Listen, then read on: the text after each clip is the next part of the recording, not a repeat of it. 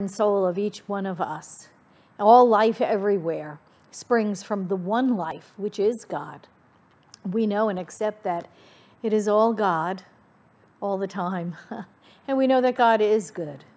We know that each one of us is an outpicturing of that divine life in all of its wholeness and perfection. And we sit together remembering that for each other and remembering that for ourselves.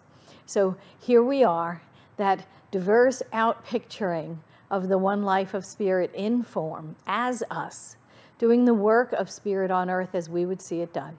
Giving great thanks for this time spent together. I know it is all good. It is all God, and so it is.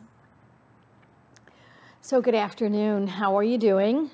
I'm so glad you decided to join me once again in the Uplift. It's just such a wonderful place to be, isn't it? It's a wonderful, refilling, refreshing, uplifting place to be. And you know, for inspiration, I went back again to the 365 Science of Mind. It is a wonderful devotional, uplifting essays for each day of the year that were composed by Dr. Ernest Holmes. And so I just wanted to start here because I think it's something that we can all use. So May 29th, which is today, he starts out with a Bible quote that says, "Ask and ye shall receive, that your joy may be full."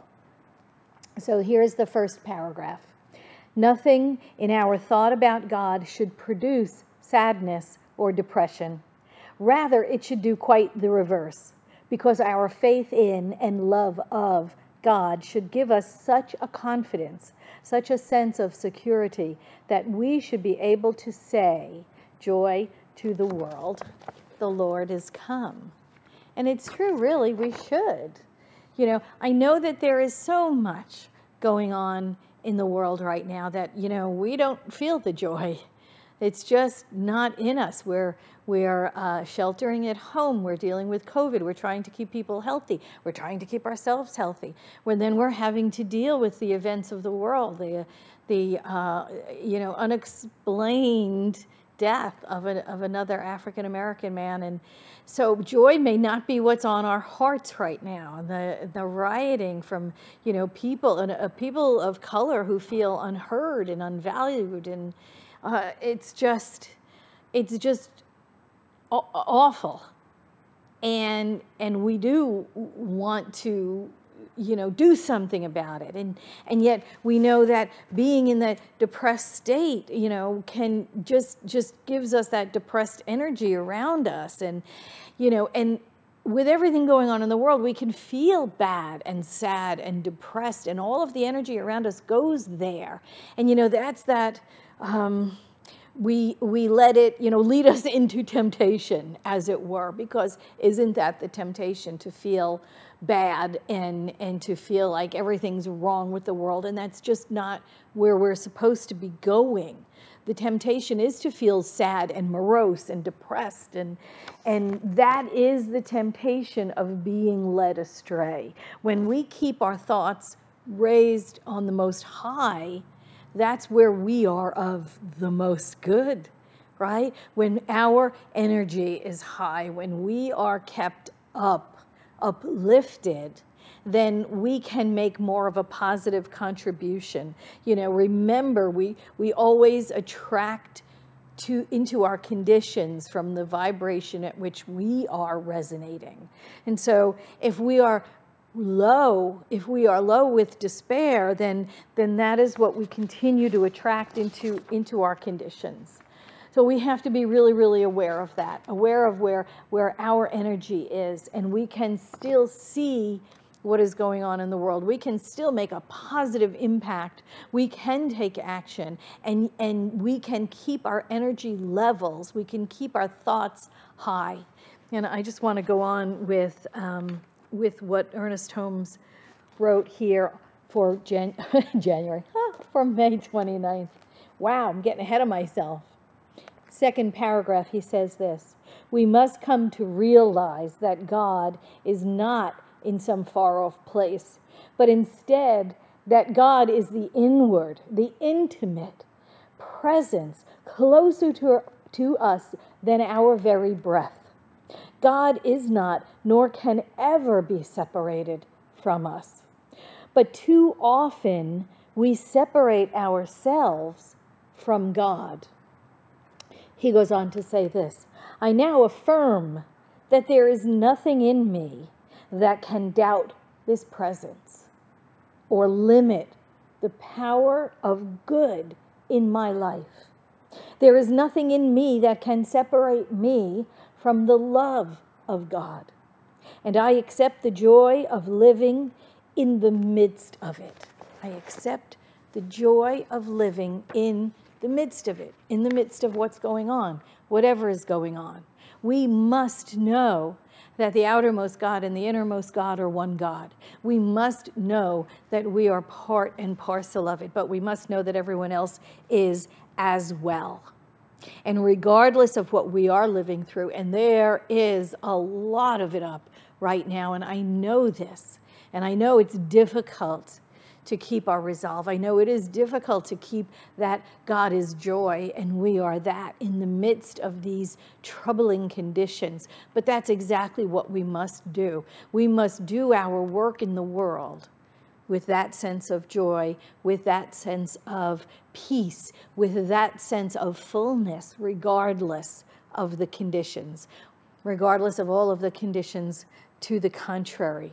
It is up to us to really keep the high watch like we do when we're at the center, right? When we're in meditation, to keep the high watch, to keep knowing our good, to keep knowing the good for all, to keep absolutely remembering who we are so that we can be of the most benefit to the conditions in the world.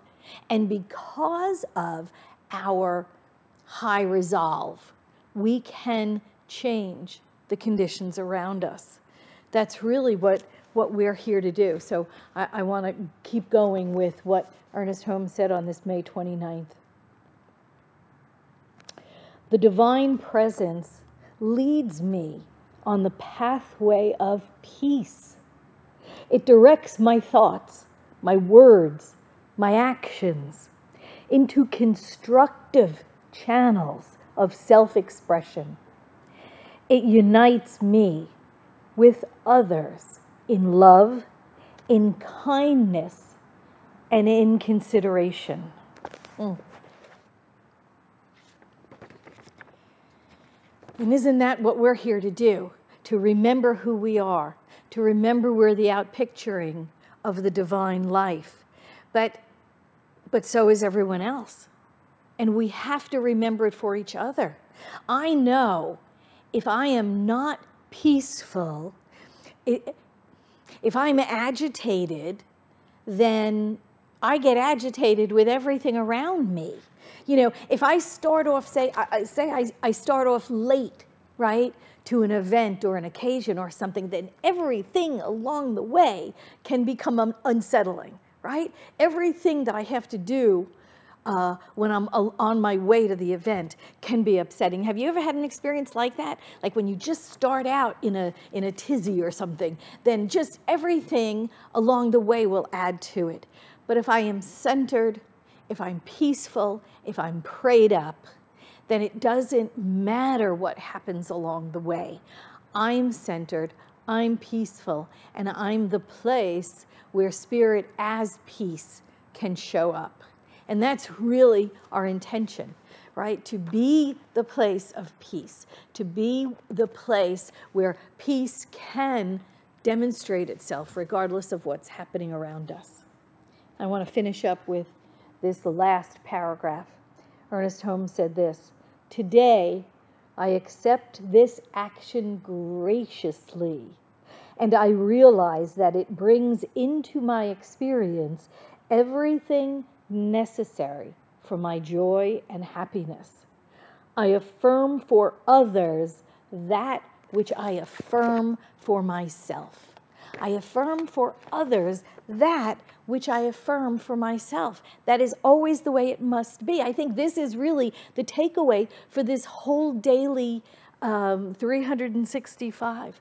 This whole essay for May 29th, I think that is the takeaway. the golden rule. And for whatever I do, I desire, I do unto others, right? I mean, that's really what it is. I accept for others what I would pray for myself. That is really the golden rule. What I would have for myself, I must expect, I must accept, I must offer for others, right? A house divided cannot stand. I cannot want something for myself that I would deny for others. I cannot be peace in the world without offering peace to others. I cannot experience abundance without praying abundance for all. I cannot demand freedom for myself without all beings being free. It must be. It must be. We cannot pray anything for ourselves that we would deny anyone else. Why? Because there is no one else. There is only the one life of God, outpicturing as all of us, brothers and sisters and children and adults of God. That is who and what we are. That is that we are, right, the son of the beloved. We are the daughter of the beloved. There is no one else here but the offspring of the divine. And we are that, all of us. And you know, we'll have a lot more to discuss on Sunday with my talk, Passion and Action, because there are things for us to do. There are ways that we can change the conditions around us. And we must, right? We must. So I think I will leave it there for now. Don't forget to tune in tomorrow at 1 o'clock for Saturday's Uplift. We need it. We need to come together. We need to uplift ourselves and each other. We need to remain in that thought of high resolve. We need to be the answers to the questions. So let's pray out.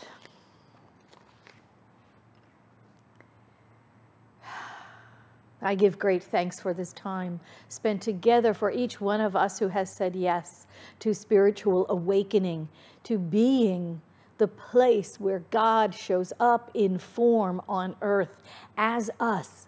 I give thanks for each one of us listening right now, listening to our heart, knowing the path of righteousness, knowing the path of awakening, and taking our feet and stepping forward onto it, taking that next step, being the life of spirit and form, being the life of God right here, right now, and living peace and living freedom and living from our strength and walking the path of love and joy and beauty that we know that we are. And as such, we can change the conditions around us. We know in our hearts that prayer changes things. And so we partake of prayer on a daily basis, knowing it changes the conditions around us. I give great thanks for this time spent together. I look forward to the next time. I know it is all God, it is all good. And so it is. Thank you for spending this time together with me on this uplift from my heart to yours. Vision, I know that there is no distance, there is no separation. We are one. I will see you tomorrow on the 1 p.m. uplift for our guided meditation Saturday. And again on Sunday morning for our celebration at 10 a.m. Sending great love and great peace to you. See you soon. Bye-bye.